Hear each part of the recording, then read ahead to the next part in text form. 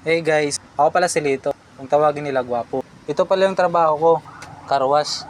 Masaya lang kasi nagagawa ko yung mga gusto ko kahit nagtatrabaho ako.